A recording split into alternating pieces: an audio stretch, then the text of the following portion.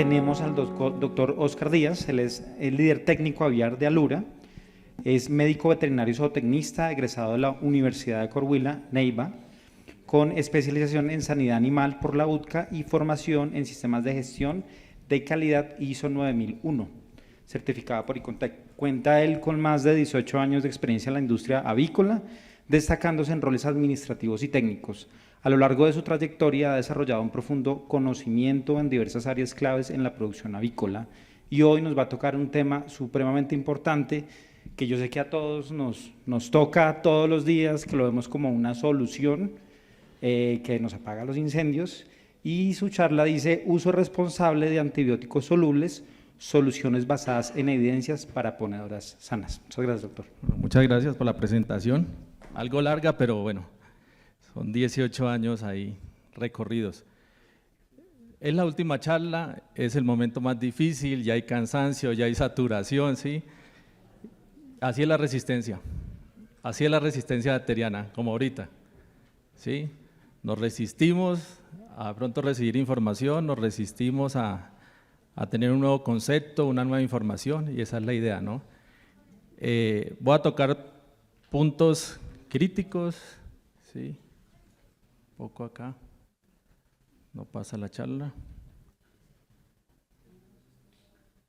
Creo que está fallando el…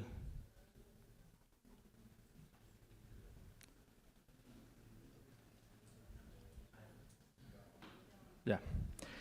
Entonces la charla, uso responsable de antibióticos, hay que tocar muchos temas, ¿sí? Son difíciles de entender algunos, otros no, hay farmacología, 3 semestres de la universidad, toxicología, y la idea es poder resumirlo eso y darlo de una forma muy tranquila, muy oportuna y muy amena. Soluciones basadas en evidencia para ponedoras sanas, ¿sí? ¿Por qué es importante la resistencia? La resistencia es importante para muchas cosas, para nuestras descendencias, para nuestros hijos, para nuestros nietos, para los que estamos aquí. Y es interesante porque la Organización Mundial de la Salud pues da un preámbulo muy grande, y por eso es que tenemos que guiar ese diagnóstico, tenemos que entender que los antibióticos también llegan a yema, entender que los antibióticos llegan a músculo, y que si no lo hacemos de una forma adecuada, llegan al productor, ¿sí? Entonces vamos a tocar temas de manejo, alternativas, preventivas, todo que nos muestre cómo poder lograr ese antibiótico sea de una forma oportuna, sea de una forma clara y sea concisa, todo con evidencia, ¿sí? Retos de la resistencia. Esto es preocupante, la verdad, a uno le preocupa mucho el tema de resistencia porque mire, en el año 2050 más de 10 millones de vidas dejan de existir en el mundo por resistencia bacteriana. O sea, el tema es tan complejo que puede afectar una economía de un país, y como Colombia. Estamos en desarrollo, estamos migrando nuevas tecnologías, ahora la ruta de la seda, no sé qué tantas cosas vayan a llegar. Entonces todo eso involucra, porque todo eso afecta directamente la producción. Entonces 10 millones de personas pueden morir. Y que una cosa que más nos inquieta aquí en Colombia, alta resistencia que hemos visto a macrólidos, tilocinas, tilmicosinas, tetraciclinas, y eso es grave. O sea, yo me pongo a pensar, pucha, eso es grave. Los que tenemos hijos, uno dice, miércoles, ¿qué les espera? Sí, en 50 años, en 30 años, uno dice, si ya hay una resistencia como estas, imagínense. Hay un dato interesante aquí en Colombia que dice que por cada persona, más o menos se gastan entre 2.000 millones de pesos anuales para un tratamiento para evitar la resistencia.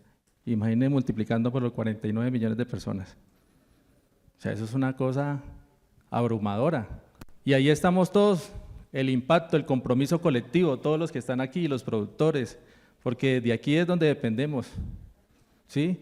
Del uso responsable, de ese técnico que haga ese análisis adecuado, que haga esa necropsia adecuada, que haga ese diagnóstico adecuado, que le recomiende un antibiótico adecuado, porque yo digo, no es medicar por medicar, o sea, eso es lo de menos, porque eso sí impacta el bolsillo, y mucho, ¿sí?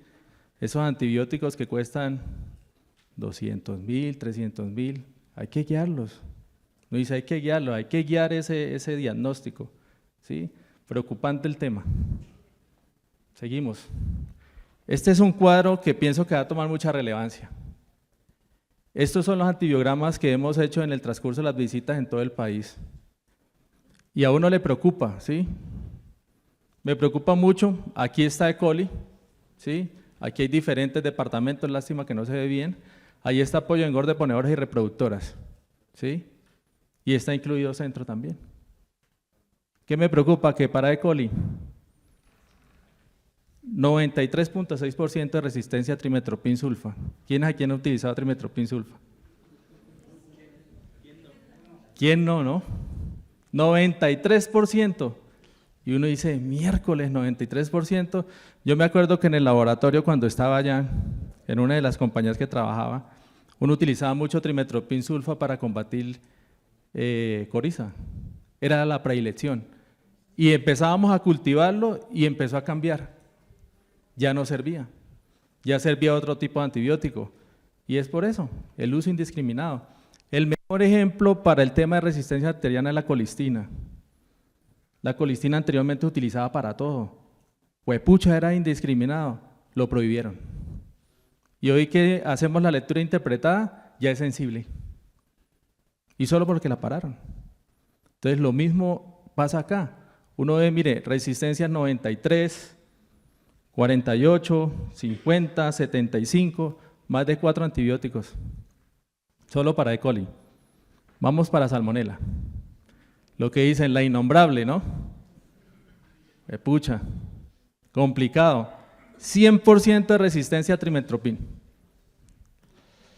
¿Será que nosotros somos responsables o no? Sí, ¿cierto? Mucho. Entonces, imagínense, hay resistencia a cipro, a enro, norflo, oxitetraciclina. Entonces, ahí es donde yo les digo, venga, ¿será importante el antibiograma o no? Yo sé que hay veces es difícil, pucha, uno está en granja, se enferman el fin de semana y cuando es puente, lo he vivido porque cuando manejaba reproductoras me pasaba, no tenía uno ni quiera quedar, entonces es complejo. Entonces por eso es que se deben utilizar planes, estrategias, mitigaciones para poder controlarlas, ¿sí? Algo preventivo. Eso es a lo que nos lleva a este tipo de estudios, ¿sí? Y desde la compañía pues lo hemos hecho y nos hemos dado cuenta que esto nos da apertura a otros programas naturales, ¿sí? Antibióticos unidos con naturales o solo naturales, son nuevas estrategias. ¿Estamos o no estamos? ¿Sí? Seguimos. Esta es una diapositiva que me gustó mucho de una charla de la semana pasada y es interesante porque está distribuida desde lo más difícil de tratar hasta lo más fácil de tratar. Gracias a Dios esa puntica que está allí no le da a las gallinas, que son los priones. ¿Sí? Yo no me quiero imaginar una gallina con el síndrome de las vacas locas. ¿Sí? Ustedes la imaginan ya corriendo por todo el galpón. Terrible, ¿no? Gracias a Dios no está. Pero hay una cosa interesante y que lo mencionamos o lo mencionaron en la charla pasada. Está Gumboro está en la mitad. ¿Por qué es difícil? Porque no es un virus envuelto y tiene una alta correlación con anemia, pero altísima, porque es inmunosupresora y uno le da la apertura al otro. Y hay otra interesante que se une a Gumboro y anemia, Mycoplasma. Entonces es complejo. Entonces si uno ve el cuadro y ve las últimas 3 que son las más fáciles de tratar, las más fáciles de analizar, ¿quiénes están ahí? E. coli, salmonella, pseudomonas, estafilo, enterococcus que tomó relevancia ahorita, fecalis, hepaticus y etcétera. Y las últimas, Newcastle, influenza y bronquitis, que son los virus envueltos. Y son los más fáciles de tratar porque tienen una pared y hay métodos para eliminar esa pared, igual que las bacterias. ¿Sí? Y un dato que les quiero decir, hay productos naturales que pueden atacar este tipo de virus. Entonces hay nuevas estrategias, hay nuevas alternativas. Seguimos. ¿A qué nos lleva esto? A evitar el tema de resistencia. Es un diagnóstico basado en una evidencia clara, en una evidencia concisa, ¿sí? Primer paso, evaluación post-muerte sistémica. No hay PCR más barato que una buena necropsia. O sea, si no logramos identificar esas lesiones acordes en corazón, en pulmón, en intestino, en riñón, en la bursa, va a ser muy difícil. Por eso tenemos que hacer un diagnóstico adecuado desde el inicio, una buena necropsia. Yo sé que muchos de pronto no tienen la capacidad de tener el técnico siempre al lado, o el expertise, como le llama uno. Manden una foto, pero bien tomada. ¿Sí? Uy, fue pucha, ahí me llegan unas fotos y mandan el ave completa, ¿y qué será? Y uno, Dios mío, ¿sí? ¿A quién acudo? Walter Mercado, no sé qué hacer, ¿sí? Uno se rasca la cabeza. Venga, repártamela por partes. Una fotico al corazón, una fotico al hígado, una fotico al pulmón, el saco aéreo, el intestino, la bolsa, el riñón, para poder identificar y poder unir, ¿sí? Porque va a ser muy difícil. Entonces, una evaluación por muerte sistémica, bien organizada. Lo segundo, un muestreo dirigido, sé que es difícil. Estamos en campo, no tenemos de pronto los medios, pero por eso existe el tema preventivo. ¿Sí? Todos los que estamos aquí y cuando empezaron el negocio, ¿alguna vez pensaban algo preventivo? Algunos sí, otros no, ¿no? O por lo menos un veterinario, ¿no? Que le ayude a uno ahí, ¿no? Como nos decían en la universidad, la llamaba un veterinario, para poder dirigir. Si es un tema bacteriano, es un tema de PCR, ¿sí? Una lectura interpretada, ¿sí? Para poderlo dirigir y poder ser mucho más acorde. Un antibiograma. El único que le dice a uno qué antibiótico le sirve exactamente es un antibiograma. No hay nada más. ¿Sí? Y así como nos decían en la universidad, es que dentro de la clínica y huele a parvo. ¿Sí? Ya identificaban con el olor, ¿no? Huepucha. Pero mire que la tecnología ha avanzado. Ha avanzado tanto que ahorita hay sistemas en los galpones en Estados Unidos y toman el ruido de las aves y ya logran identificar ruidos de bronquitis, ruidos de Newcastle, ruidos de influenza. Entonces mire cómo ha avanzado la tecnología, ¿no? Ha avanzado muchísimo. Entonces el único que nos dice a nosotros para poder tratar es un antibiograma. Y lo segundo es una interpretación correcta. ¿Sí? Hay que pedirle al laboratorio una interpretación, que es el único que me va a decir, el antibiótico sirve por esto y esto y esto, tiene bombas de expulsión, no tiene bombas de expulsión. ¿Por qué las células aprenden, o las bacterias, perdón, aprenden y expulsan el antibiótico? Generan resistencia. Hay dos formas de generar este tipo de resistencias por las bacterias. Uno es natural, con el transcurso del tiempo, van evolucionando, evolucionando. Y otras es que hacen mutaciones genéticas, pero peor aún, no las hace para allá solas. El ejemplo más claro es Salmonella. Salmonella, ¿qué hace? Como nos dice a nosotros un compañero, se quita su vestidura, la deja a un lado, el organismo reconoce esa vestidura, pero no reconoce su cuerpo. Como hace esa mutación genética, entonces ahorita toma una parte de ese gen y se lo pasa a otra Salmonella. Pero como la inteligencia ha avanzado tanto, no solo artificial, sino también bacteriana, pues tomó la capacidad de pasársela a otras, y entre ellas está E. coli. Entonces le dice, yo tengo esta resistencia al trimestoprim, yo se la puedo dar para que no lo ataque, y se la pasa a las otras. Entonces, por eso es importante el tema de antibiograma. Seguimos. Sé que estos fundamentos son locos, son tablas complejas, difíciles de digerir, pues pucha, porque son difíciles, ¿sí? Pero lo importante de esta tabla es poder entender que cualquier clasificación de los antibióticos entre beta-lactámicos, macrólidos, fluoroquinolonas, tetraciclinas, pleuromutilinas, sirven para bacterias específicas, no sirven para todo. Y eso es clave. Eso es clave, ¿por qué? Porque algunas solo sirven para gram positivas, otras para gram negativas, otras para ambas. Y ahí van a encontrar mucho micoplasma. Yo soy un apasionado del micoplasma. ¿Sí? Porque es el mejor ejemplo de resistencia antibacteriana. ¿Sí? Entonces, ahí hay unas cosas, pero hay unas consideraciones. Hay algunas que son tiempo dependientes, unas que se inactivan por el cloro, otras que son incompatibles, ¿sí? Lo interesante es eso, poder mirar desde el punto de vista farmacológico a quién voy a atacar. ¿Y quién lo hace? Los resultados. Es lo único, ¿sí? Importante aquí, todos los antibióticos no sirven para todo, ¿sí? Es el fundamento más básico de la farmacología. Seguimos. Errores comunes en el tratamiento de micoplasma. ¿Por qué se genera resistencia? ¿Sí? Y estos son casos comunes de campo que lo hemos visto muchísimo. Pues imagínense que el micoplasma es similar al gumboro, no tiene pared. Y eso es lo que le caracteriza, porque él se aprovecha, él es oportunista. ¿Quién es el primero que le abre la puerta al micoplasma? Alguien que me diga. ¿Quiere que les diga cuál es el primero que abre la puerta? Se llama amoníaco. Y no es bacterial, y no es viral. ¿Saben por qué? Porque imagínense que el amoníaco genera blefaritis, genera irritación a nivel de párpado, y complementando una pregunta que hicieron ahorita, la función fundamental de aplicar una vacuna ocular es poder estimular la glándula de Harder, que queda atrás del ojo. Entonces voy a hacer una asociación antígeno-anticuerpo más rápida. Y el resto pasa a la parte digestiva.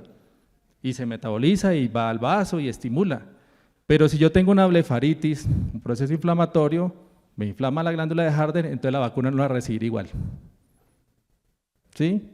Como el amoníaco no solo genera estrés, genera irritación, pues imagine que quema la tráquea y genera ciliostasis, deja los cilios quietos. Y si no hay cilios quietos, ¿qué pasa? No se moviliza el moco, se acumula.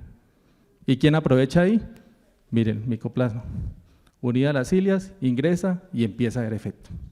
¿Sí? ¿Qué errores comunes he visto yo en el tratamiento por antibióticos de micoplasma? Es que yo hago bichoques con amoxicilina y él jura que le sirve. Desde el punto de vista farmacológico, que es un beta-lactámico, inhibe la síntesis de la pared celular y el micoplasma no tiene. Y yo digo, pucha, pues muy de buenas el vendedor porque le está comprando, ¿sí? Pero su lote lo estaba sacrificando, ¿sí? Y entonces eso es uno de los errores más frecuentes. Pero la única forma para complementar un buen diagnóstico de micoplasma, evitar el error, es un resultado. ¿Y cuál es ese? Es un PCR, es lo único. Y si lo puedo unir a serologías, mejor. ¿Sí? ¿Por qué? Porque hemos visto casos con sintomatologías de micoplasma positivas por PCR y por serologías negativas. Y eso tiene una explicación muy sencilla. Porque imagínense que la inmunoglobulina tiene que metabolizarse y el micoplasma ingresa al cuerpo ahí, pero necesita 14 días. O sea que usted lo toma en serología después de 14 días. Entonces por eso tienen síntomas y las serologías son negativas. En cambio por PCR, ¿qué pasa? Hoy infecto y por PCR al segundo día yo ya tengo una cuantificación. ¿Sí? Y si es interpretado y si es cuantificado, pues mejor. ¿Por qué? Porque me va a decir si es cepa F, si es gallicéptico, si es synovie y me va a dar un número de células por decilitro. Entonces es una cosa mucho más específica, ¿sí o no? Entonces si yo aplico hoy un choque antimicoplásico con un recuento de 1.000.000, pues lo que voy a hacer es que 4 o 10 semanas después, pues hago otro recuento y miro cuánto bajó, facilito. ¿Qué mejor control que ese? ¿Sí? Entonces, ahí es donde hay que tener cuidado porque todos esos errores están entre un mal diagnóstico, una mala elección de antibióticos y un mal uso de un resultado. Hay que utilizarlos, los medios. Seguimos. Ya vimos parte de antibióticos que sirven para gram positivas, que sirven para gram negativas, algunos errores, pero hay una cosa clara que hay que entender, que hay unos antibióticos que necesitan tiempo y hay otros que necesitan concentración. Entonces, por eso hay unos antibióticos en el alimento y por eso hay otros en el agua. ¿Sí? Entonces, vamos a entender cuáles son los de tiempo y cuáles son los de concentración. Vamos para el tiempo. Antibióticos tiempo dependientes. son los más fáciles de entender. ¿Por qué? Porque son los que se dan en el alimento, como los macrólidos, las amoxicilinas, y que necesitan un tiempo en el transcurso del día para acumularse, metabolizarse y atacar las bacterias. Ese es el ejemplo más claro. Medicación por alimento es tiempo dependiente. Ahora vamos a entender el otro de una forma más práctica. Concentración dependiente. Necesito concentrar en muy poco tiempo el antibiótico en el ave, y son los de agua, los de uso más rápido. Entonces, por eso cuando uno va a las granjas, media hora de ayuno de agua y suelte el antibiótico. ¿Sí? Porque usted necesita que en menos de una hora suba la concentración más rápida para poder atacar las bacterias. ¿Sí? Entonces yo les digo una cosa, juntas formas, tanto tiempo como concentración, necesitan de un espacio, de unos días. El mismo inserto del antibiótico dice, de 3 a 5 días, de 5 a 7 días. Pero lo que yo he podido ver y lo que he podido observar es que uno va a granjas, di 2 días. ¿Y por qué dio solo 2 días? No es para ahorrarme la platica el resto de días. Entonces yo les digo, eso es como verse la novela y apagar el televisor al final del capítulo. Queda inconcluso. Sí, o sea, queda mucho por mirar hacia adelante. Necesita un tiempo para que él actúe, para que se concentre en el organismo, para que la bacteria la pueda reconocer y la mata. Es de la única forma. Entonces, uniendo puntos, como digo yo y le digo a mi equipo, hay que unir puntos. Entonces ya vimos la importancia de la resistencia antimicrobiana, vimos que todos los antibióticos no sirven para todo, vimos los errores frecuentes en micoplasma, porque hay que dirigir un antibiótico específico para la bacteria, vimos tiempo dependientes, concentración dependientes, y seguimos en el tema de resistencia antimicrobiana. ¿Cómo saber si un antibiótico funciona o no? Ejemplos claros, sencillos. El primero, señales de alerta. La mortalidad después de 2 o 3 días sigue igual, o para arriba. ¿Qué es lo que dice uno? Pucha, perdí la plata. ¿Qué hice? Me rasco la cabeza. Segundo, pues la mortalidad, como digo, sigue en aumento. Lo otro es disminuye el consumo del agua del alimento. Mire, las aves le dan alertas a uno. Lo primero que pasa en una enfermedad es baja el consumo de agua, ¿cierto? Y después, ¿qué baja del agua? El alimento. Entonces usted 3 días atrás ya pudo haberse dado cuenta de que viene algo fuerte atrás. Entonces tenemos los registros, pero no nos analizamos día a día. Y el registro habla, ¿sí? O cuántos de aquí miden cuánta agua consumen en su galpón. ¿Sí? Y es importante, y ahorita les voy a decir por qué es importante. ¿Sí? Porque juntos son directamente proporcional. El consumo del agua, si disminuye el consumo del alimento. Entonces, por eso es importante medir. Hay que medir y analizar, o sea, no es solo tener el registro, no es que el galponero me entregó el registro, allá quedó. No, hay que analizarlo. Segundo, ¿por qué pudo haber fallado? Antibiótico inadecuado, ya lo vimos como en el de micoplasma, utilicé una amoxicilina que es para pared celular y la micoplasma no lo tiene, entonces perdí la plata. Dosis incorrecta, un mal cálculo. Eso puede haber pasado, de una subdosificación. Y eso no, eso las bacterias hacen gárgaras con eso.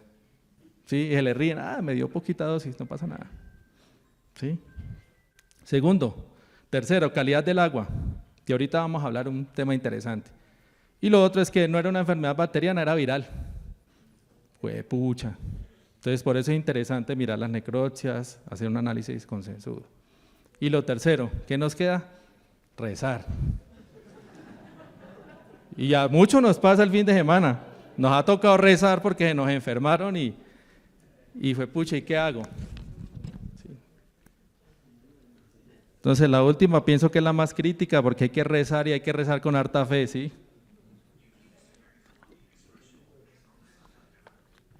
Entonces, ¿qué hay que hacer? Detener el tratamiento, detengámoslo porque no sirvió.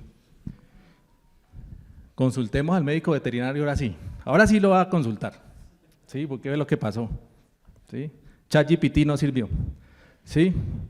Volvemos a hacer necropsias, hay que enviar muestras, pero si ya hice un tratamiento, pues hay que decirle al laboratorio, venga, hice un tratamiento con amoxicilina o hice un tratamiento con doxiciclina, para que el laboratorio tenga la capacidad de sacar esa molécula del cultivo y poder mirar a ver qué crece. Porque imagine que cuando ustedes mandan las muestras y no avisan, no crece nada. Y si no crece nada, no hay antibiograma. Entonces hay que avisar, ¿sí?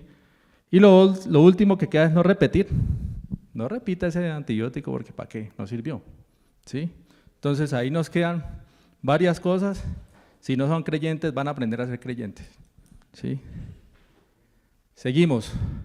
Los fallos terapéuticos suelen deberse a diagnósticos erróneos, que ya lo comentamos, pero aquí está en rojo un tema muy interesante que se llama mala calidad del agua.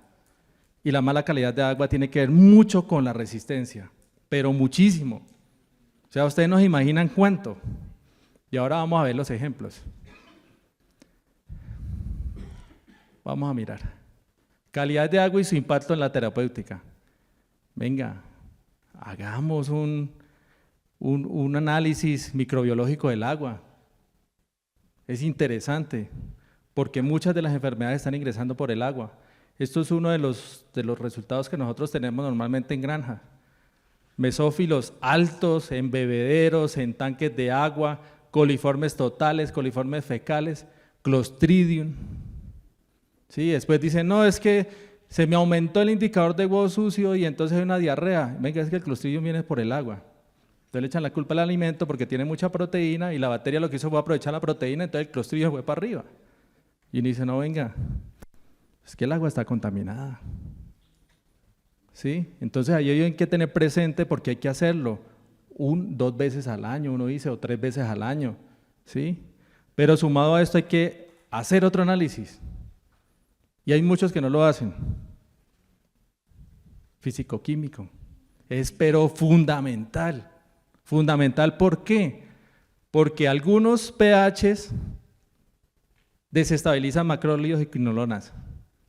La dureza del agua, si está por encima de 120 partes por millón, hace quelación de tetraciclinas. Y voy a decir un dato interesante aquí para que le pongan cuidado con el tema de la dureza del agua. Hace 2 meses salió un artículo de la Universidad de Arkansas de la dureza del agua. ¿Sí? Y yo ahorita analizando desde atrás estaba mirando que algunos estaban viendo serología en el computador y entonces de pronto analizando que el coeficiente de variación es alto y que el título es bajo. ¿Y alguno pensó que el título de pronto no era bueno por el agua? ¿El Levante? Ninguno, ¿cierto? Cuando los niveles de calcio, magnesio, hierro, cadmio, nitritos, nitratos son altos en aguas duras, dañan el levante, la corteza y la médula del timo. Y entonces uno dice, la vacuna no sirvió, tuve el error en la aplicación de la vacuna, mejor saqué los vacunadores, boté el galponero, cambié el proveedor y ¿miraron el agua? Ninguno. ¿Sí? Entonces es interesante, la dureza es clave y no solo daña el timo, daña la bursa. ¿Sí? Hay una cosa interesante con el hierro es clave, ¿por qué? Porque después de 100 partes por millón disminuye el consumo del agua en el galpón. Entonces si disminuye el consumo del agua, disminuye el consumo del alimento, disminuye la producción, ya no hay albúmina, ya no hay agua, calidad de cáscara deteriorada. Hay muchas cosas. Si hay una cosa interesante, el E. coli utiliza el hierro como gasolina, como energía. Y ese E. coli APEC lo pasa a otros E. colis y les da energía. ¿Sí? Y salmonela. Entonces, ¿cuántos de pronto no dejamos de ver este tema de análisis químico y microbiológicos en el agua? Son interesantes, mire cómo dañan los títulos, pero muchísimo. Seguimos. ¿Cuándo hacerlos? Esta es una de las diapositivas que montamos en los análisis de resultados y esta es una explicación sencilla. Hay que hacerlo 2 o 3 veces en el año. ¿Cuándo lo hacemos? Cuando la pluviosidad es baja, poca lluvia, mucho calor, niveles de hierro hacia arriba. ¿Sí? Y hay que hacerlos en las puntas, donde hay más lluvia, porque allá cambia. cambia microbiológica y cambia físico-químicamente. Entonces, 2 veces en el año. Y si pasa la tercera, pues hágala cuando sea la intermedia. Y ahí ya tiene usted su análisis. Entonces, yo ya sé que en enero va a tener niveles altos de hierro, entonces ya sé que de pronto posiblemente puedo tener un reto de E. coli salmonella. ¿Sí? Entonces, me lo está dando la explicación. ¿Por lluvias o por verano? ¿Sí? Entonces, ya tenemos la primera respuesta, cada cuánto hacerlo. Seguimos. Calidad del agua y su impacto en la terapéutica. Y estos es muy claro para que lo vean porque son fotos de campo, ¿sí? Y son errores comunes que hemos visto. Vamos a los tratamientos, tanques con mucha materia orgánica y así dan el antibiótico. Fue pucha difícil. Tanques de asbesto con la tapa corrida, sin protección. ¿Será que el calor no daña el antibiótico?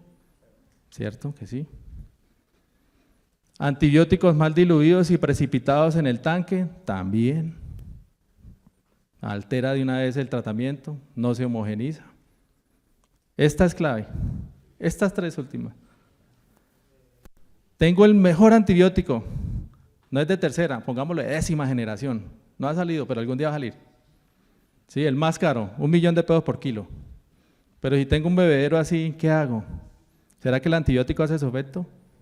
Muy difícilmente, pero muy difícilmente. Entonces ahí respondo a otra pregunta que salió hace rato, es que tengo problemas de tránsito rápido. ¿Sí?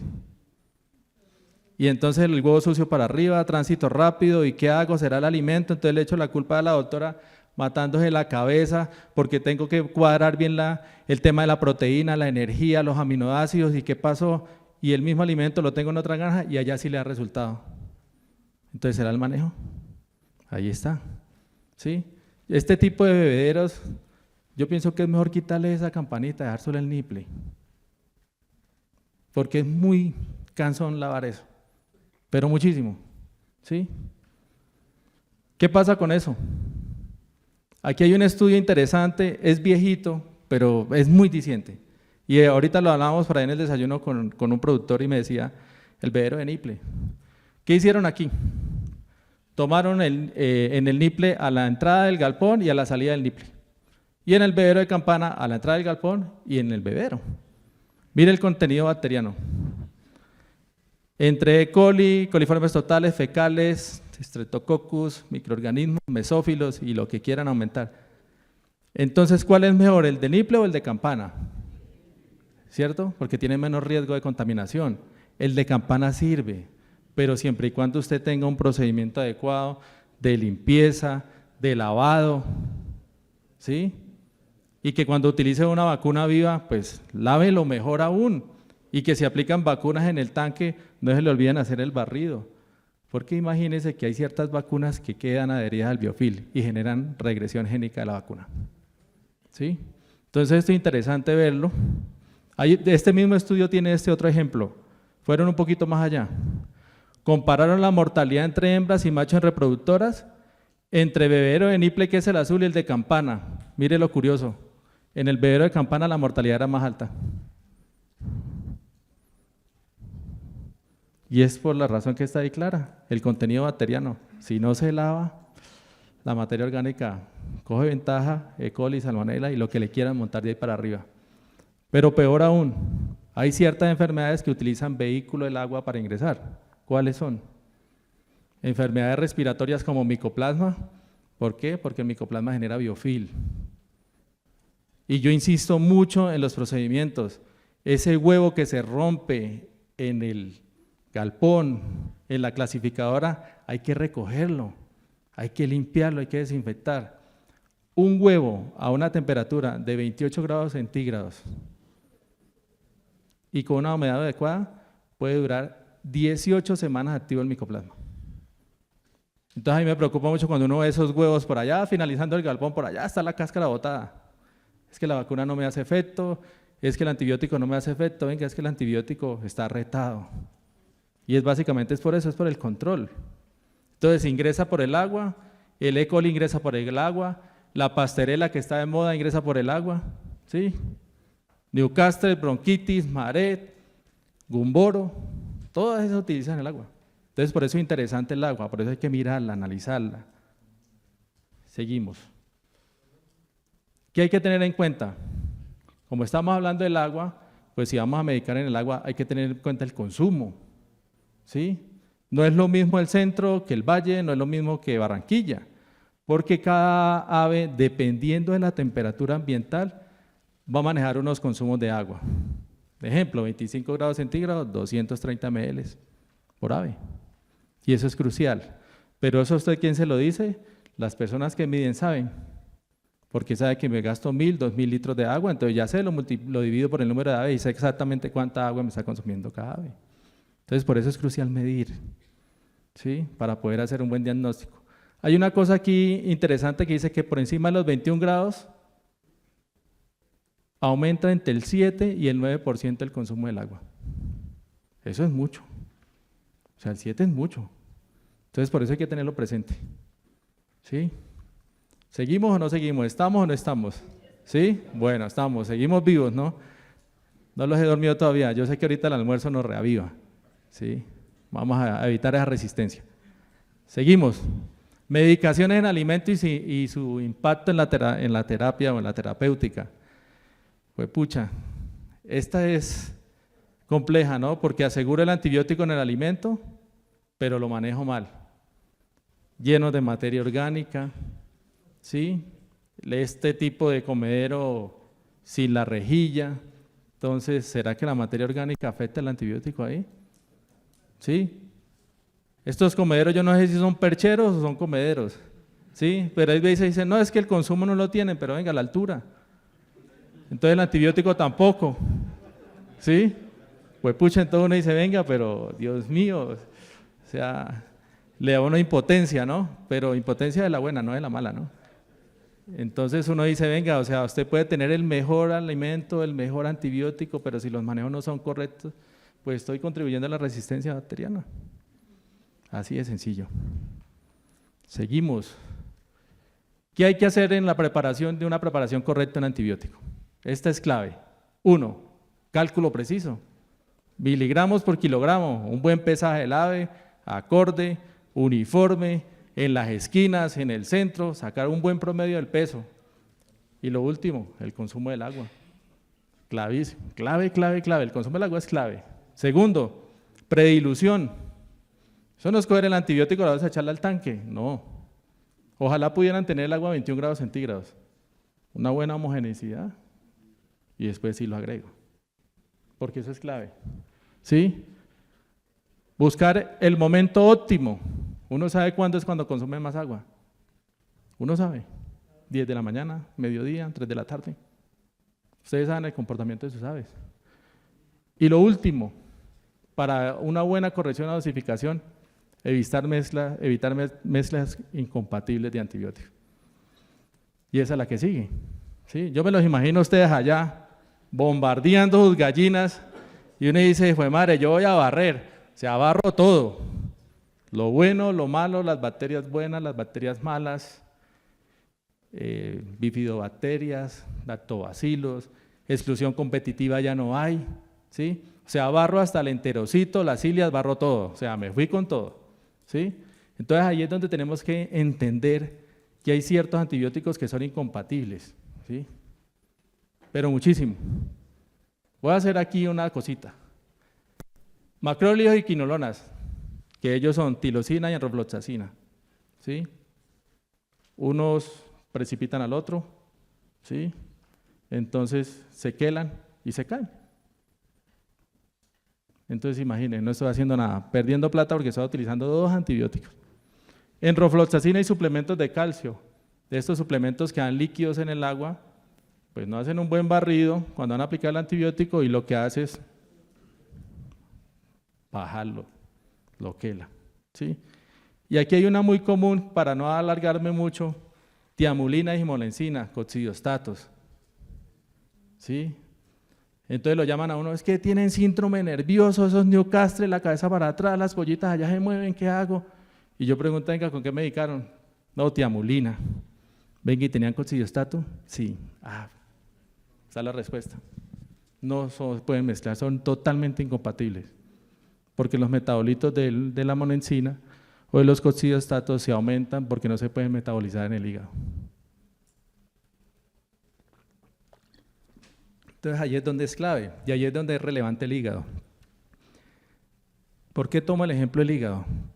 Ustedes pueden tener el mejor antibiótico, pero si el hígado está engrasado, si tiene lipidosis hepática, hemorragia subcapsular hepática, ¿será que el antibiótico se puede metabolizar bien? ¿Será que nos falta un protector hepático? Difícil, ¿cierto? Porque imagínense que el hígado tiene dos funciones, metabólicas pero inmunológicas. Metabólicas porque ahí se degrada todo, síntesis de proteínas, todo viene de ahí. La albúmina, ¿dónde viene? Del hígado. Pero hay una cosa interesante, que inmunológicas, ¿por qué? Porque el complemento, el 90% de las proteínas del complemento se generan en el hígado. Y si el hígado está dañado, entonces se daña digestivo e inmunológico, ¿sí? Y peor aún, cuando abren las gallinas, no, es que no coagula bien la sangre. Venga, ¿y cómo está su hígado? Está graso. Pues imagínese que los factores de coagulación se generan en el hígado. Entonces todo tiene una explicación. Por eso es interesante ver el funcionamiento del hígado cuando hagamos las necropsias para poder mirar con qué tratamos. Seguimos, control de residuos, evaluación eficaz o de la eficacia del tratamiento de los antibióticos. Es una tabla grande, pero quiero enfocarme en dos. Puse retiro en carne y retiro en huevo. ¿Por qué en carne? Si eso es para pollo engorde. Yo sé que todo el mundo está diciendo, eso es para pollo engorde, eso no es para ponedoras. Pues imagine que cuando ustedes venden la gallina, cuando tienen 60 o 70 semanas, hay que mirar el tiempo de retiro, porque no vende las gallinas con antibiótico. ¿Sí? Y ahí sí va Enro peor, porque Enro es el antibiótico con más estudios desde el punto de vista humano y es por una razón muy sencilla. Es porque la enrofloxacina es un profármaco. Él cuando llega al hígado se metaboliza de dos formas. Van unos metabolitos de Enro, pero dentro de sus metabolitos sale uno de Cipro, o sea, salen dos. Pero esos dos pueden salir 50. Entonces imaginen lo interesante. O sea, genera una resistencia muy alta a la enrofloxacina. ¿Qué me gusta mencionar aquí estos dos antibióticos? Los que me conocen saben que soy un apasionado de la tilbalosina. Tiempo de retiro en carne de 2 a 5 días, retiro en huevo 0. Y tiamulina, de 5 a 7 días en carne y 0 en huevo. ¿Por qué los tengo resaltados? Porque son los únicos antibióticos que pueden controlar de una forma eficaz el micoplasma. Entonces, por eso es interesante mirar el tema del antibiótico, porque de ahí es clave evitar la resistencia. Hay algunos, y voy a decirlo algo muy rápido, la tilbalosina tiene tanta capacidad que puede controlar Clostridium, porque él se metaboliza y queda un metabolito que se llama 3-acetiltilbalosina, y es como si quedara la molécula activa y controla Clostridium. Entonces controla micoplasma Clostridium, pero tiene otra capacidad aún mejor. Estimula la diferenciación de monocitos o macrófagos, mejora el sistema inmune. Y yo digo, es la molécula ideal para levante, porque va a tener mayor disponibilidad de macrófagos y me van a ayudar con todo el tema de vacunal. ¿Sí? Hace el efecto inverso del micoplasma. El micoplasma tiene la capacidad de disminuir macrófagos. Entonces, por eso es interesante. Entonces, ya sabemos que hay tiempo de retiro en carne y tiempo de retiro en huevo. Seguimos. Mitos y errores frecuentes. ¿Será que más dosis cura más rápido? Yo he ido a ciertas explotaciones y me dicen, es que dio un choquecito antimicoplámico de 20 días. Dios mío. ¿Sí? O sea, barrió, pero barrió con todo. ¿Sí? Vea, ¿sí? Barrió hasta con el letrero. Pues pucha. Mucha fuerza, mucha fuerza. Seguimos. Si funcionó antes, ¿funcionará ahora? Tampoco, porque depende del reto y el agua lo está diciendo. ¿Sí? Seguimos. ¿Cualquier agua sirve para las medicaciones? Ya nos dimos cuenta que no sirve. Y la última es, ¿los antibióticos sirven para todo? Ya nos dimos cuenta que no. Hay antibióticos para gram positivos, gram negativos y unos de amplio espectro. ¿Sí? Entonces ya sabemos que esto es lo que nos está ayudando para identificar si hay resistencia o no. Vamos a darle un poco más rápido. ¿Quería tomar la foto? Tranquila, tome la foto.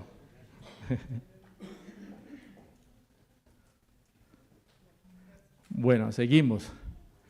Prevención en la resistencia antimicrobiana, ya poco voy a acabar. Y aquí les voy a dar el mejor tratamiento para sus enfermedades. Y ojalá le tomen la foto, porque es un antibiótico supremamente eficaz. ¿Sí? Y vamos a arrancar. Este es el que le va a solucionar la vida a ustedes, mejor dicho, la gráfica donde iban a rezar ya no van a rezar tan fácil. ¿Sí? Ya les va a quedar más sencilla la vuelta. Empezamos. Bioseguridad.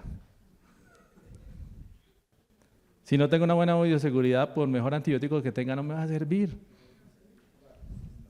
¿Sí? Mire, hace 3 meses salió un estudio del cómo llegó la influenza a Estados Unidos. ¿Y quiere que les diga una cosa? No llegó por las aves. Llegó por las personas. Entonces, si no tenemos una buena bioseguridad, cualquiera puede entrar.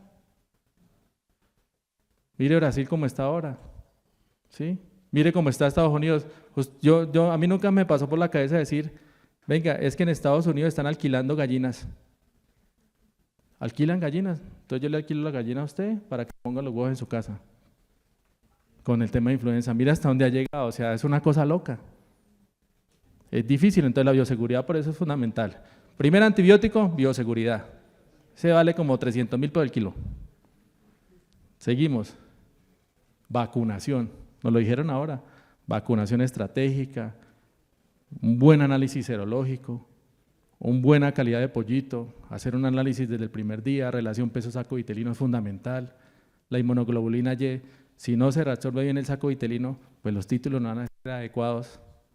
Entonces, ahí necesitamos un plan vacunal, una buena estrategia para poder controlarlo. Entonces, el segundo antibiótico, ahí está. ¿Sí? Seguimos. El tercer antibiótico, diagnóstico previo, una buena identificación, una buena anamnesis, una buena necropsia, un buen análisis, ¿sí? Porque esto es clave. A mí a veces me llaman y dicen, no, es que hay una diarreíta, ¿sí? Es muy poquita, solo me manchó por ahí algunas plumitas, pues pucha, y uno va y prácticamente casi el riñón está ahí botado en las heces. Entonces yo digo, o sea, ustedes conocen las aves, ustedes mírenlas, ustedes, es más, aprenden hasta comportamientos, ¿sí? Ya saben, lo reconocen a usted, entonces ustedes conocen, entonces un buen diagnóstico es preciso. Rotación, una buena rotación de un antibiótico, con un buen diagnóstico, le dice, hoy voy a hacer el choque antimicroplásmico con tisbalocina, 2 ciclos con tisbalocina, una con tiamolina y después una doxiciclina. Y evite resistencia, ¿sí? Para los que no vacunan. Y para los que vacunan, pues haga un barrido antes de aplicar la vacuna. ¿Por qué? ¿Quiénes de aquí saben si los lotes le llegan negativos a micoplasma?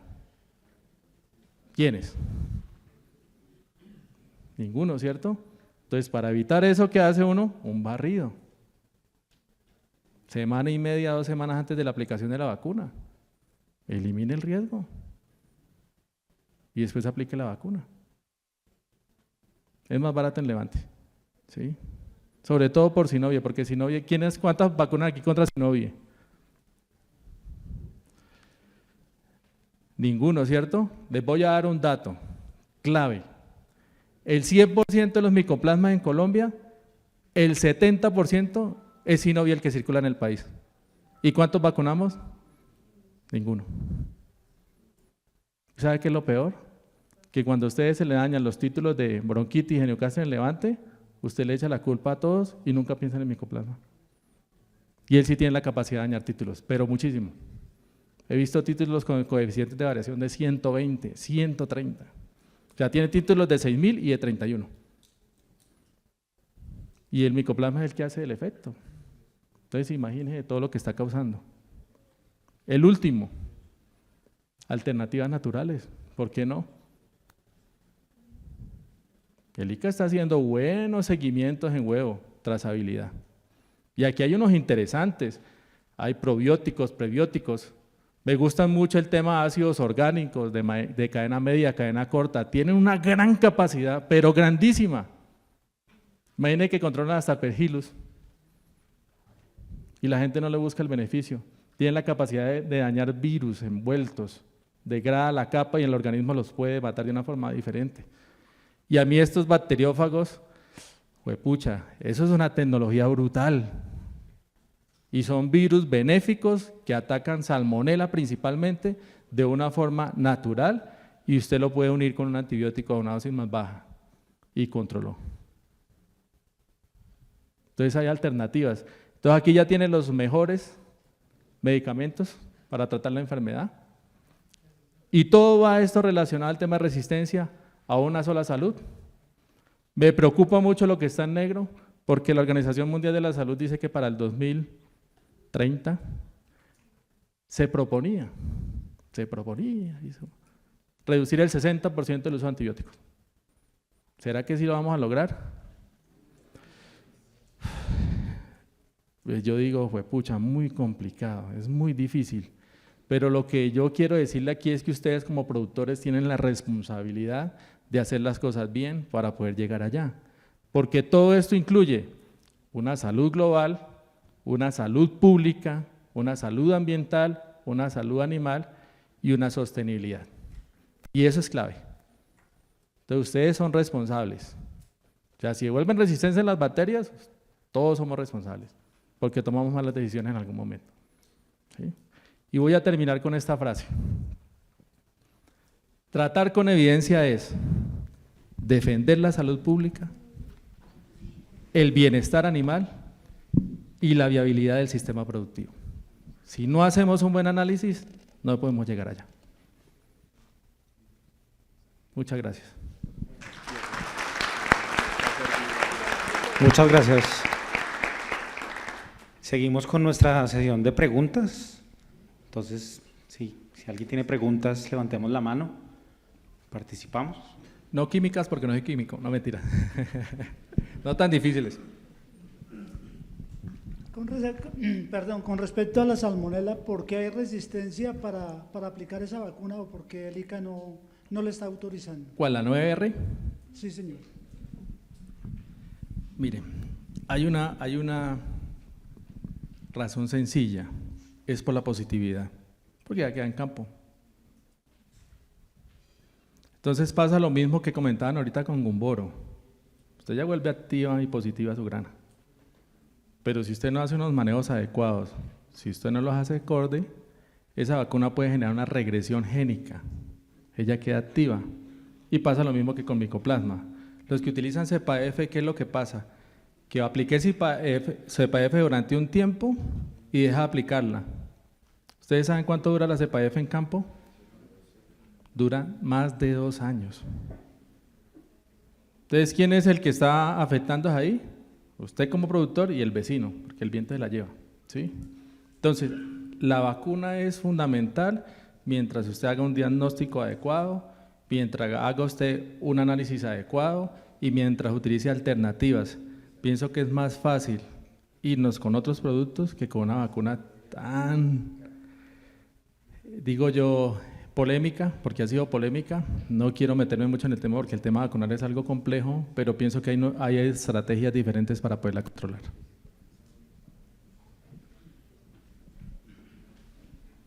Listo.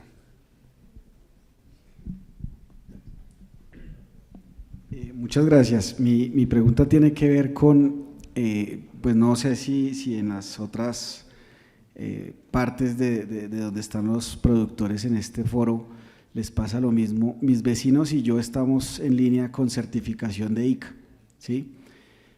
Los avicultores, pero los porcicultores, nuestros primos, también están haciendo lo mismo. Yo tengo uno a 600 metros, ¿sí?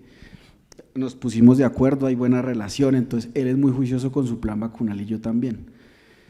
Pero cada veterinario que ve cerca el tema de porcicultura me dice, tenga cuidado, ¿sí? Todo el tema fitosanitario y tal. Pero ¿hay alguna barrera que yo pueda proactivamente hacer sabiendo que los cerdos están a 500, 600 metros para blindar aún más mis animales? Hay Gracias. estrategias, ¿no? Hay estrategias, hay barreras naturales, ¿sí? Que es lo que comúnmente se usan, pero yo pienso que la mejor barrera es poder utilizar una buena bioseguridad y poder utilizar todos los métodos preventivos, ¿sí? Entendiendo de que porcicultura, pues entendiendo de los manejos, el tema del amoníaco, el tema de las medicaciones y todo ese tipo de eventos pues pueden alterar directamente. Pero yo pienso que si usted maneja una buena bioseguridad, tiene unas buenas barreras vivas y tiene un buen tratamiento preventivo hacia enfermedades, con eso es más que suficiente. ¿Sí?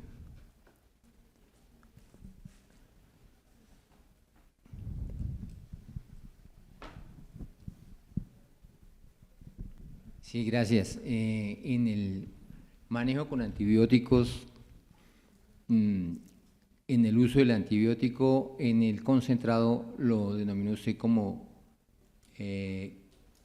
tiempo dependiente, y en el uso del antibiótico en el agua lo llamó como concentración dependiente. Entonces, la pregunta va a la última parte. Si yo doy un tratamiento en el agua, simplemente hago el cálculo de dosificación de miligramos por kilo de peso, escojo la hora en que consumen mayor cantidad de agua y elijo de decir entre las 9 de la mañana y de las 3 de la tarde doy mi antibiótico y de ahí para adelante doy agua pura. Esa será la forma ideal de hacer el tratamiento con antibióticos. Pues ya se le escapan a otros aspectos o conceptos que serían ya relacionados con el metabolismo del ave y la duración de los niveles mínimos de acción del antibiótico en sangre. Sí. Entonces, podrían haber antibióticos que me actúan, digamos, de las 10 de la mañana a las 10 de la noche y ya a las 10 de la noche por el metabolismo del ave y la excreción renal y hepática, ya no hay antibiótico circulante en sangre. ¿Qué concepto da usted sobre esto? Hay varias cosas, y es una buena pregunta, ¿sí? Porque todo el mundo dice, como necesito llegar a una concentración rápida, entonces lo va a hacer en menos tiempo. Pero el antibiótico tiene una capacidad de metabolizarse y quedarse, ¿sí? Y quedarse ciertas partes, ¿sí? Sobre todo contenidos de grasa, quedarse en activos y desde ahí empezar. Pero hay otros antibióticos que tienen otra capacidad, ¿sí? Un ejemplo, a mí me gusta mucho el tema de la tilvalocina porque es el ejemplo más fácil de explicar, ¿sí? La tilvalocina viene líquida, pero viene para el alimento. Lo voy a explicar de la forma líquida. Ingresó al ave, se metabolizó, algunos van a la vía digestiva, otros a la vía respiratoria, pero imagine que él tiene una capacidad para poderse contener con una buena concentración en el tiempo, es que ella se ingresa o se embebe directamente al eritrocito. Entonces ella circula, se va, llega al vaso, en el vaso se destruye el eritrocito porque ahí es donde utiliza el hierro, ahí se hace la reciclación del hierro, se queda en el vaso y empieza a migrar. Durante todo ese tiempo le da el tiempo para que haga el efecto directamente en el organismo durante el día, ¿sí? Entonces, si usted lo aplica en la mañana, esa concentración va a durar también en el organismo y al otro día, a la misma hora, usted vuelve y lo aplica y todavía hay efecto del antibiótico. Sí. Muchas gracias.